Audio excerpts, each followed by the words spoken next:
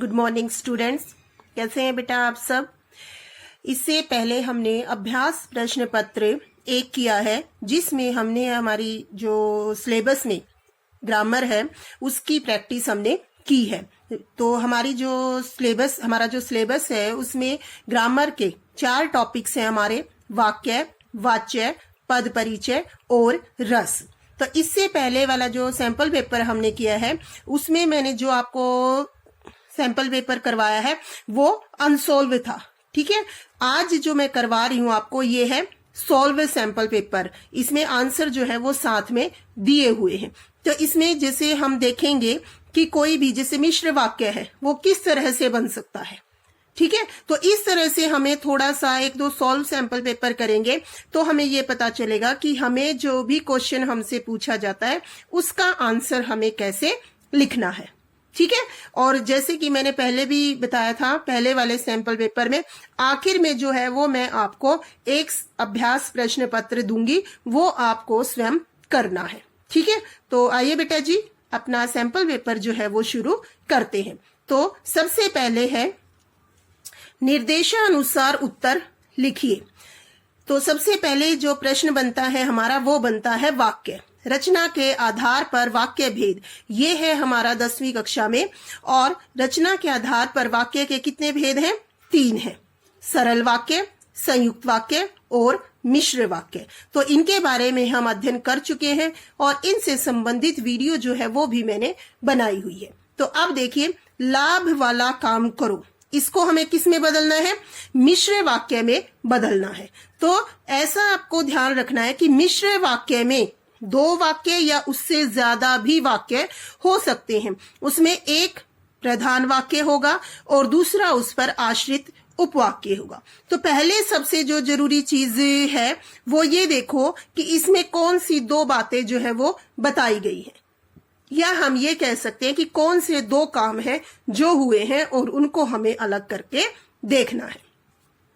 जैसे लाभ वाला काम करो, ऐसा काम करो जिसमें लाभ हो। 2 चीजें हैं, लाभ और काम, दोनों को अलग अलग करके वाक्य बनाओ तो वो हमारा किस में आ गया? मिश्र वाक्य में। अब एक चीज ध्यान रखना है, इसमें आप ये भी कह सकते हो मैम संयुक्त भी तो हो सकता है। ऐसा काम करो जिसमें लाभ हो, ऐसा जिसमें 2 योजक आते हैं वो हमारा मिश्र वाक्य होता है। संयुक्त वाक्य की पहचान मैंने आपको बताई हुई है। संयुक्त वाक्य में एक ही योजक होता है और वो 2 वाक्यों के बीच में आता है। ठीक है, अब दूसरा वाक्य देखिए, आप चाय या कॉफी में से क्या लेना पसंद करेंगे। अब इसमें 2 चीजें हैं, चाय या कॉफी। तो इसमें बताना है आपको रचना की दृष्टि से वाक्य का भेद बताइए कि ये सरल वाक्य है, संयुक्त वाक्य है या फिर ये मिश्र वाक्य। तो अब इसको ध्यान से देखो, आप चाय या कॉफी में से क्या लेना पसंद करेंगे। आपसे चाय या कॉफी 2 पदों में योजक आया है, ये चीज आपको ध्यान रखनी है, चाय या कॉफी। ठीक है, तो ये हमारा कौन सा आएगा? सरल वाक्य। ठीक है, यही चीज है जो हमें ध्यान रखनी होती है। अगर हम इसमें ये कहते आप चाय लेंगे या कॉफी में से क्या लेना पसंद करेंगे, तब वो हमारा क्या बनता? संयुक्त वाक्य। क्योंकि आप चाय लेंगे या कॉफी लेंगे, चाय लेंगे क्रिया आ गई, कॉफी लेंगे इसमें भी क्रिया आ गई। तो यहां पर ये वाक्य क्या बन गया? हमारा संयुक्त वाक्य बन गया। ठीक है, आया है समझ में। तो अब ये यहाँ पे सरल वाक्य क्यों है? क्योंकि ये 2 पदों के बीच में आया है योजक यहाँ पे, तो ये हमारा किस में आएगा फिर? सरल वाक्य में। मैंने उसे बहुत समझाया पर वह न मानी। अब इसमें क्या बनाना है हमें? सरल वाक्य में परिवर्तित कीजिए। मैंने उसे बहुत समझाया, एक वाक्य हो गया, पर वह नहीं मानी। तो पर जो यहाँ पर है वो क्या है? हमारा योजक है। इसको सरल में हमें बदलना है, मेरे बहुत समझाने से भी वह नहीं मानी। तो ये क्या आएगा? हमारा सरल वाक्य। इसके बाद अगला है, श्याम मेरे घर आया था क्योंकि उसे अंग्रेजी पढ़नी थी। इसमें हमें क्या बताना है? वाक्य भेद बताना है। तो क्या आएगा? हमारा मिश्र वाक्य। ठीक है, अब इसमें हम ये भी कह सकते हैं कि इसमें संयुक्त क्यों नहीं आया। तो वही चीज आपको देखनी है कि इसमें संयुक्त क्यों नहीं है, क्योंकि योजक तो इसमें भी एक बीच में है। ठीक है, श्याम मेरे घर आया था क्योंकि उसे अंग्रेजी पढ़नी थी। अब इसमें कार्य और परिणाम संबंध नहीं बन रहा, इसीलिए यहां पर ये संयुक्त वाक्य न होकर क्या है, मिश्र वाक्य है। तो ये चीज जो है वो आपको ध्यान रखनी है बेटा, जहां पर कार्य और फिर उसका परिणाम होगा तब वो हमारा संयुक्त वाक्य होगा, नहीं तो ये क्योंकि लगेगा तो वो हमारा किस में आएगा, मिश्र वाक्य में आएगा। ठीक है, इसके बाद दूसरा है हमारा वाच्य परिवर्तन कीजिए। अब इसमें हमें वाच्य बताना है कि वाच्य कर्मवाच्य, कर्तृवाच्य और भाववाच्य में बदलना है इनको, एक एक वाक्य को। तो सबसे पहले देखिए, अब मैं इस गर्मी में सो नहीं सकता, इसको किस में बदलना है, कर्मवाच्य में बदलना है। मुझसे इस गर्मी में सोया नहीं जा सकता। एक चीज आपको हमेशा ध्यान रखनी है कि जो से और द्वारा का प्रयोग होगा वो हमेशा कर्ता के साथ होता है, इस चीज का ध्यान हमें रखना है। ठीक है, मैं इस गर्मी में सो नहीं सकता, मुझसे इस गर्मी में सोया नहीं जा सकता, इसका क्या बनेगा, ये। दूसरा, पुलिस द्वारा लाठी चार्ज किया गया, इसको कर्तृवाच्य में बदलिए। पुलिस ने लाठी चार्ज किया, पुलिस द्वारा लाठी चार्ज किया गया, कर्तृवाच्य में बदलना है, पुलिस ने लाठी चार्ज किया। अगला, मोहन चल नहीं सकता, इसको किस में बदलना है, भाववाच्य में बदलना है। मोहन से चला नहीं जाता, मोहन चल नहीं सकता, इसको भाव में बदलना है। से जो है वो ज्यादातर भाववाच्य में आता है और द्वारा जो है वो ज्यादातर किस में आता है, कर्मवाच्य में आता है। मतलब 100% नहीं है, लेकिन ज्यादातर जो प्रयोग होता है वो इसी तरह से होता है। राहुल से दौड़ा नहीं जाता, वाच्य भेद बताइए, भाव वाच्य। एक चीज आपको ध्यान रखनी है, मैंने पहले भी बताई थी, कर्म वाच्य में क्रिया जो है सकर्मक होगी और भाव वाच्य में क्रिया जो है वो अकर्मक होगी। ठीक है, इस चीज का ध्यान जो है वो हमें अच्छे से रखना है।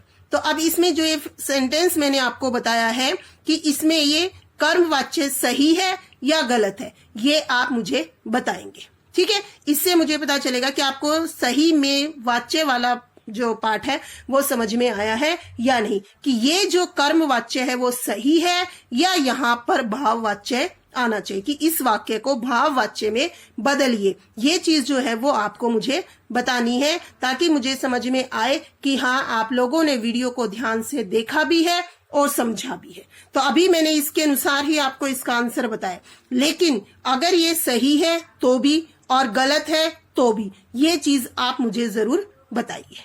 ठीक है, इसके बाद देखती हूँ कि कितना आप लोगों को ये चीज समझ में आई है। इसके बाद अगला हमारा आता है पद परिचय। सबसे पहले है हुसैन आज दिल्ली जाएगा, तो इसमें हुसैन जो है वो अंडरलाइन है, तो इसका पद परिचय जो है वो हमें देना है। तो इसका पद परिचय क्या बनेगा, देखिए, हुसैन आज दिल्ली जाएगा। हुसैन नाम है तो क्या आएगा, व्यक्तिवाचक संज्ञा आएगी।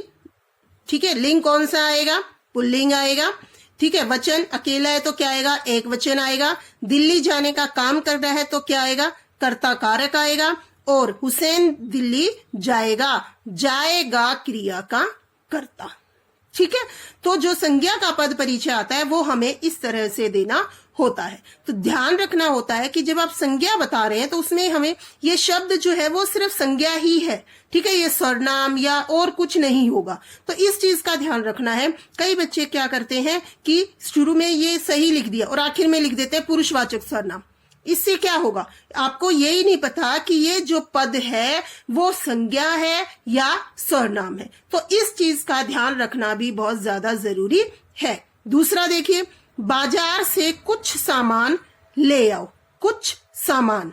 अब देखना है कुछ क्या है हमारा, अनिश्चयवाचक सर्वनाम और पुल्लिंग एक वचन। तो इसमें ध्यान क्या रखना है, कुछ हमें पता नहीं है निश्चित तौर से कितना सामान है या कैसे है, तो वो क्या आएगा हमारा अनिश्चयवाचक सर्वनाम में। इसके बाद है मैं तेज चलता हूं, चलता हूं क्रियापद है, इसका पद परिचय हमें देना है। चलता हूं अकर्मक क्रिया है, वर्तमान काल है, पुल्लिंग है एक वचन है और मैं कर्ता की क्रिया है। ठीक है, क्योंकि चलता हूं क्रिया किसके लिए हो रही है? मैं के लिए। तो मैं कर्ता की क्रिया। आगे है वह कौन है, प्रश्न पूछा गया है इसमें, तो क्या आएगा हमारा? कौन का क्या बनेगा? प्रश्नवाचक सर्वनाम। ठीक है, एक वचन, और वो स्त्री भी हो सकती है और पुरुष भी हो सकता है, इसीलिए आप जो चाहे इसमें लिख सकते हैं लिंग के लिए, कोई दिक्कत नहीं है। ठीक है, तो पद परिचय हमें इस तरह से देना होता है, इस चीज का हमें खास तौर से ध्यान रखना चाहिए। इसके बाद जो हमारा अंतिम प्रश्न है वो है रस से संबंधित। तो सबसे पहला प्रश्न है हमारा, उत्साह किस रस का स्थायी भाव है? उत्साह किस रस का स्थायी भाव है? तो किसका है? वीर रस का। ठीक है, तो ये चीज हमें ध्यान रखनी है कि जैसे हमसे पूछा गया है प्रश्न में, हमें जवाब भी उसी के अनुसार देना है। इसके बाद अगला है हमारा, निम्न काव्य पंक्तियों में कौन सा रस निहित है? आप ध्यान से इसको पढ़ोगे, आपको एक बार पढ़ने से ही समझ में आ जाएगा।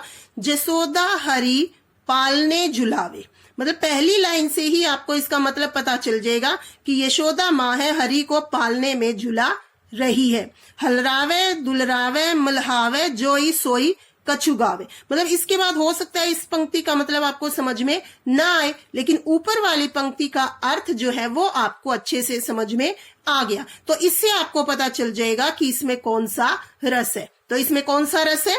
वात्सल्य रस। ठीक है, हलावे दुलरा मतलब उसको हिला रही है, दुलार कर रही है। जोई सोई कछु गावे, और उसको सुलाने के लिए कुछ न कुछ गा भी रही है। तो ये मतलब जरूरी नहीं कि आपको हर किसी का मतलब पता हो, और अगर आपको पढ़ने से उसका मतलब समझ में आ जाता है, उसका अर्थ समझ में आ जाता है, तो ये तो और भी अच्छी बात है। लेकिन अगर समझ में नहीं आता तो इस पहली पंक्ति से ही हमें पता चल गया कि इसमें कौन सा रस है, इसमें वात्सल्य रस है। ठीक है, इसके बाद अगला है, अनुभाव के कितने प्रकार होते हैं? पहले इस तरह के प्रश्न नहीं पूछे जाते थे, ठीक है, लेकिन अब 1-2 साल से इस तरह का एक क्वेश्चन जो है वो पूछा जाता है। तो इस तरह के प्रश्न भी आप तैयार करें। अनुभाव के 4 प्रकार होते हैं, कायिक, वाचिक, आहार्य, सात्विक। इनके बारे में विस्तार से मैं रस वाली जो वीडियो मैंने बनाई है उसमें मैं बता चुकी हूं। अगर आपको फिर भी कुछ इसमें डाउट है तो आप वीडियो देखकर उसमें से कर सकते हैं। ठीक है, इसके बाद है, निम्न काव्य पंक्तियों में निहित रस बताइए। अब इसमें रस बताना है, एक बार इसको ध्यान से पढ़ो। हे खग मृग, हे मधुकर श्रेणी, तुम्हें देखी सीता मृग नैनी। ठीक है, अब खग का मतलब सबको पता होता है, मृग का भी पता होता है, मधुकर का भी पता होता है। तुम्हें देखी सीता मृग नैनी, सीता के लिए क्या प्रयोग किया गया? मृग के समान नैनों वाली। तो इसमें जैसे पता चल रहा है कि सीता के बारे में पूछा जा रहा है, तो श्रृंगार रस है। ठीक है, और उसके बारे में पूछ रहे हैं, किससे? खग से भी, मृग से भी, मधुकर से भी। ठीक है, तो इसलिए हमें क्या पता चलेगा कि वियोग है, राम जो है वो सीता को ढूंढ रहे हैं। तो इसमें क्या आएगा हमारा? वियोग श्रृंगार रस। तो थोड़ा सा आपको इस तरह से इनमें पता लगाना पड़ेगा कि किस प्रकार से हम इसमें रस जो है वो ढूंढ सकते हैं, हमें कैसे इसमें पता चलेगा। और इसके लिए सबसे अच्छी चीज जो है वो यही है बेटा जी, आप अपनी ग्रामर की बुक उठाइए, उसमें जितने भी रस आपको दिए हुए हैं, चाहे वो उदाहरण है, चाहे लेसन के बीच में दिए हुए, उन सबको ध्यान से पढ़िए, उनको समझने की कोशिश कीजिए। जितना आप उनको पढ़ेंगे उतना ही आपको ये चीज जो है वो क्लियर होती चली जाएगी। धीरे धीरे आपको कोई भी डाउट जो है वो रस के चैप्टर में नहीं रहेगा। ठीक है, और उम्मीद है आपको ये चीज अच्छे से समझ में आई होगी। फिर भी अगर आपको कुछ पूछना है तो आप मेरे से पूछ सकते हैं, और इसका जवाब जो है वो मुझे सभी जरूर दें कि ये वाक्य क्या यहाँ पे सही है, क्या इसमें कर्म वाच्य ही आना चाहिए, या इसमें ये चीज यहाँ पर गलत दी हुई है। तो ये चीज जो है वो आप मुझे क्लियर करेंगे। ठीक है, इसके बाद अब एक सैंपल पेपर मैं आपको अनसॉल्व दूंगी, वो आपको खुद सॉल्व करना है, और उसमें अगर आपको किसी भी तरह की कोई डाउट है तो वो आप मेरे से पूछ सकते हैं। ठीक है, okay, thank you, have a nice day.